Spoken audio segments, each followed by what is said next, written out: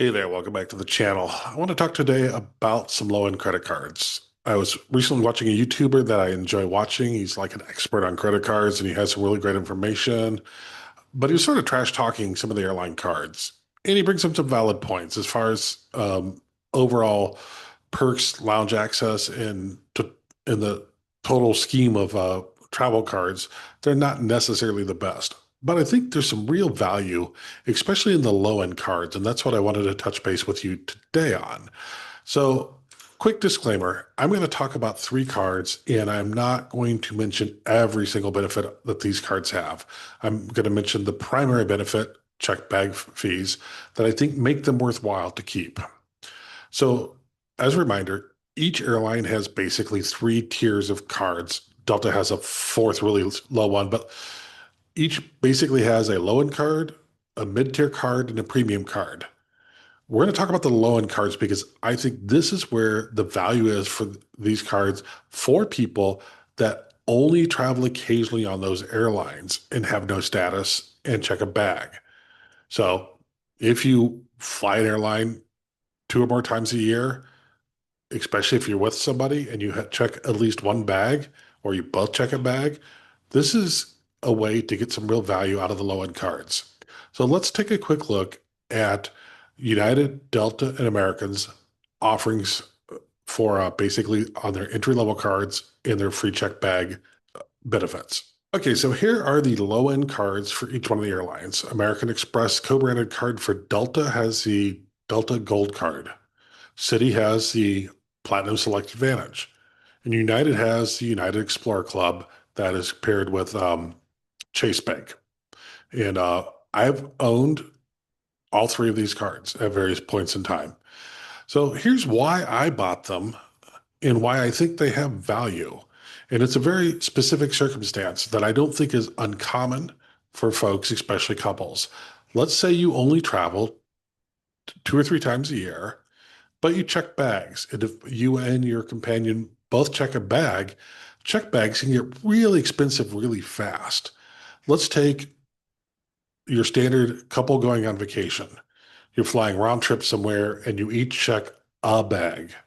So that is either, let's see, the 35 is for American and Delta, and the 40 is for United. So let's say you're flying on one of the 35 ones. That's two of you, $70 each way, $140 round trip for one flight. Oh, yeah. So this is where these cards come in handy. So all three of these cards are lower end cards. The Delta and the United card are both $150 cards. The City card, the for American Airlines, is actually only $100, and that is after the first year, which is free. So these cards are not particularly pricey as far as credit cards go. So $100 for the American, 150 for the other two. Well, as you can see, at two of you flying a round trip, you're going to pay for that card on the second round trip flight for the both of you if you're checking bags. This is where I think the value is on these cards, and this is why I've had them in the past when I was flying more with family. Now, these if you're flying with a larger family, like if all four people in my family are flying, and before I had status on Delta, that's exactly why I got this card. I was looking at a family vacation, each of us checking a bag. Hey, that's four checked bags round trip. Well, we can do the math. It's 140 each way for a $100 card at the time, 150 now. That is a no-brainer.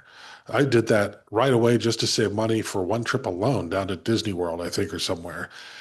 Uh, that's why I keep these cards today. American Airlines card, I keep because I only occasionally, probably two times a year, maybe three, fly American.